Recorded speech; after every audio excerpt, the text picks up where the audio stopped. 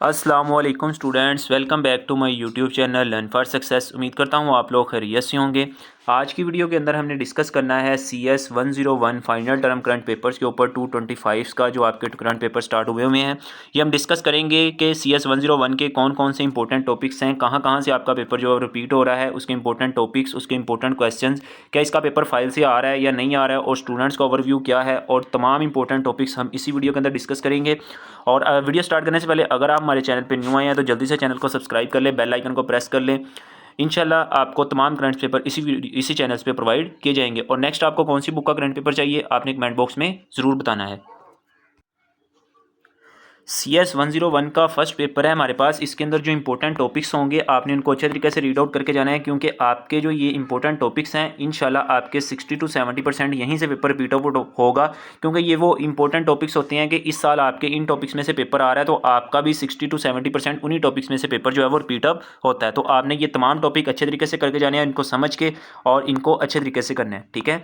और first overview हमारे पास क्या है कि वो कहता है कि 80% पेपर कॉन्सेप्चुअल था, ठीक है। 80% मेरे भी ज़्यादा जो क्विज़ था वो एम एस वर्ड। अब ये जो इसका पेपर आ रहा है CS 101 का, जितने भी स्टूडेंट्स देकर आए हैं उनका यही ओवरव्यू है कि आपका जो पेपर आ रहा है वो MS वर्ड से आ रहा है, MS एक्सेल से आ रहा है और पावर पॉइंट। ये तीन इंपॉर्टेंट टॉपिक्स हैं, MS वर्ड, MS एक्सेल और पावर पॉइंट। ये तीनों आपके पास सॉफ्टवेयर कंप्यूटर के अंदर मौजूद होते हैं। आपने जब पेपर देने बैठना है तो आपने ये तीनों सॉफ्टवेयर वहाँ पर ओपन कर लेने हैं, ठीक है।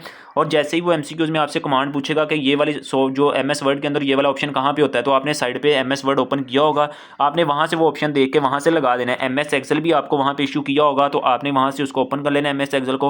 वो जहां पे पूछेगा कि ये वाली कमांड कहाँ पे है, ये वाली कमांड कहाँ पे है, और ये वाला जो वर्ड है वो किस कमांड के अंदर होता है, तो आपने वो सारी चीज़ें वहां से देख के जो है ना अपने MCQs लगा लेने हैं, ठीक है।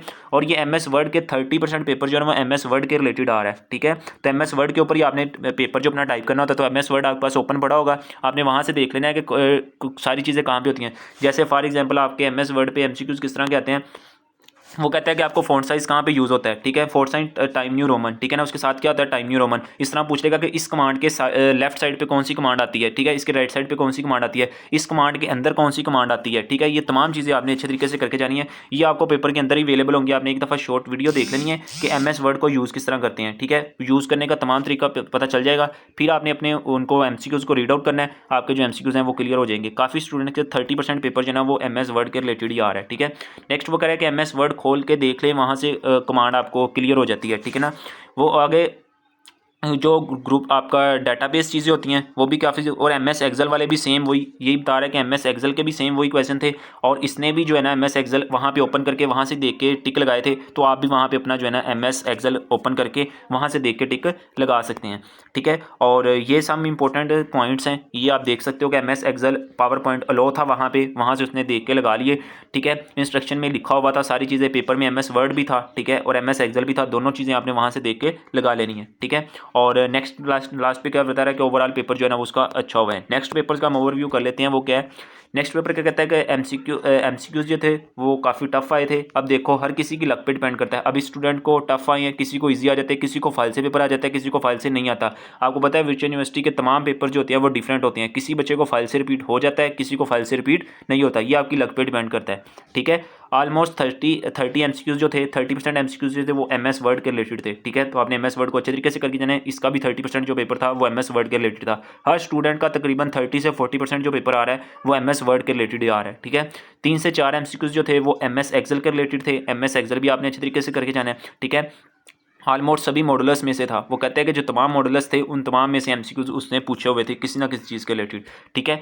और नेक्स्ट वो क्या कह रहा है कि काफ़ी MCQs क्विज़ 5 की फाइल में से भी थे, ठीक है ना। क्विज़ के अगर आपको फाइल्स वगैरह चाहिए हो तो मैंने एक इससे रिसेंटली पीछे एक वीडियो लगाई है जो करंट पेपर उसके ऊपर मैंने लिखा हुआ है, ठीक है ना। वो वीडियो आपने वॉच कर लेनी है, वहाँ से आपको पता चल जाएगा कि आपने क्विज़ फाइल्स कहाँ से और कैसे लेनी है, ठीक है।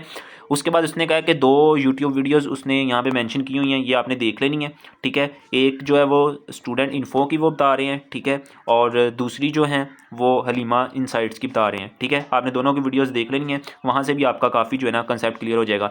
अगर किसी की बिल्कुल भी, अब ये क्या सजेस्ट करें, अगर किसी की बिल्कुल भी तैयारी ना हो तो वो भी ऑलमोस्ट जो पेपर है ना वो कर सकता है। इतना ज़्यादा पेपर वो कहता है कि टफ नहीं आया, so relax and going well, ठीक है। नेक्स्ट स्टूडेंट्स का ओवरव्यू कर लेते हैं, वो क्या कह रहा है कि आपको किस चीज़ के रिलेटेड आया था, वो कहता है मोस्टली सॉफ्टवेयर वाले चैप्टर में से था MCQs। ठीक है, आप देखो पीछे 3 स्टूडेंट गुजरे हैं, किसी को भी सॉफ्टवेयर वाले चैप्टर से सॉफ्टवेयर वाले MCQs नहीं आए। ठीक है ना, लेकिन इस स्टूडेंट्स को सॉफ्टवेयर वाले चैप्टर में से आ गया है। ठीक है ना, तो यहाँ से ये हमें पता चलता है कि आपने सिर्फ फाइल्स पे भी डिपेंड नहीं करना और अपने हैंडआउट्स में सारे चैप्टर्स को एक दफ़ा ओवरव्यू लाजमी करके जाना है। ठीक है, और आपको आइडिया हो जाता है। फिर MS वर्ड देखो, पीछे भी 3-4 स्टूडेंट्स को MS वर्ड से पेपर आया, इसको भी MS वर्ड से आया, इसको पावर पॉइंट से भी आया, MS एक्सेल से भी, सारी चीज़ों से इसको पेपर आया। लेकिन इसको एक नया टॉपिक्स भी आ गया जो कि पिछले स्टूडेंट्स को नहीं आया था। वो कौन सा था? मोस्टली सॉफ्टवेयर वाले चैप्टर में से था। ठीक है इसका, ठीक है।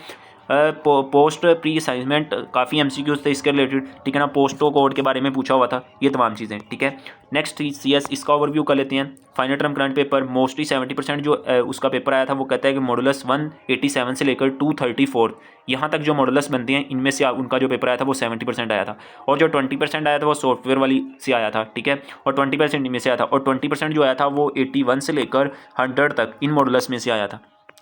ठीक है, और नेक्स्ट वो क्या कह रहा है कि करंट क्विज़ की प्रिपरेशन वीडियो मस्ट वॉच करें। क्विज़ 3 और 4, क्विज़ 3 और 4 के अंदर आपको यही बताया हुआ है कि MS वर्ड की कौन सी चीज़, कौन सी कमांड कहाँ पे होती है, कौन सा वर्ड कहाँ पे होता है। और आपका जो क्विज़ 3 हुआ था और क्विज़ 4 हुआ था, उसके अंदर भी MS वर्ड और MS एक्सेल की ही सारी चीज़ें बताई हुई थी। ठीक है, और इसीलिए वो इसको रिकमेंड कर रहे हैं कि क्विज़ 3 और क्विज़ 4 करके जाओ, क्योंकि उसके अंदर आपके MS वर्ड के भी क्वेश्चन हैं, MS एक्सेल के भी हैं, पावर पॉइंट के भी हैं। वहाँ से आपकी तमाम चीज़ें क्लियर हो जाएंगी और आप ईजिली जो है ना वो क्लियर कर सकते हो उसको। ठीक है, काफ़ी MCQ आगे को कहता है MS word, power point, access, last, HTML, इनके रिलेटेड भी था। ठीक है, और नेक्स्ट आपको यहाँ पे उसने कुछ इंपॉर्टेंट पॉइंट्स टॉपिक्स बताए हुए हैं, इनको आपने रीड आउट कर लेना है अच्छे तरीके से। ठीक है, नेक्स्ट हम इसका ओवरव्यू कर लेते हैं। लास्ट पेपर है हमारे पास, ठीक है, CS 101 का।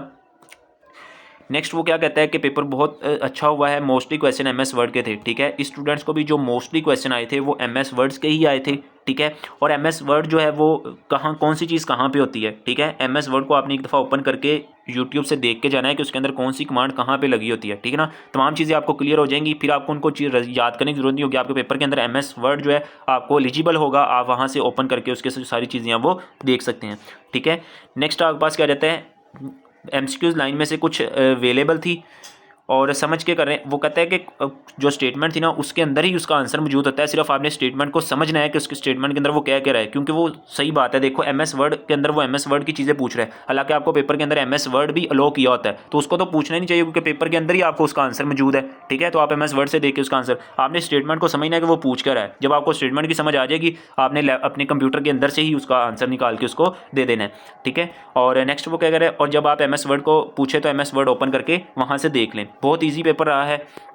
ठीक है, पढ़ा ना भी हो तो वो कहता है कि हम इजीली पेपर को अटैम्प्ट कर लेते हैं। सिर्फ 1 या 2 दफ़ा आपने हैंडआउट्स को रीड आउट अच्छे तरीके से किया होना चाहिए। अगर आपने 1 या 2 दफ़ा हैंडआउट्स को अच्छे तरीके से रीड आउट किया हुआ है तो आप इजीली जो है ना अपना पेपर अटैम्प्ट कर सकते हो। तो ये था जी CS 101 का ओवरव्यू। आई होप कि आपको समझ आ गई होगी कौन कौन से इंपॉर्टेंट टॉपिक्स हैं और कहाँ कहाँ से आपने पेपर्स को प्रिपेयर करना है। ठीक है, और नेक्स्ट आपको कौन सी पेपर्स की, करंट पेपर्स की वीडियो चाहिए, आपने कमेंट बॉक्स में जरूर बताना है। इंशाल्लाह मिलेंगे कि नई वीडियो के साथ। अगर चैनल को सब्सक्राइब नहीं किया तो चैनल को सब्सक्राइब कर लें। मिलेंगे कि नई वीडियो के साथ, तब तक अपना ख्याल रखिएगा। अल्लाह हाफिज़।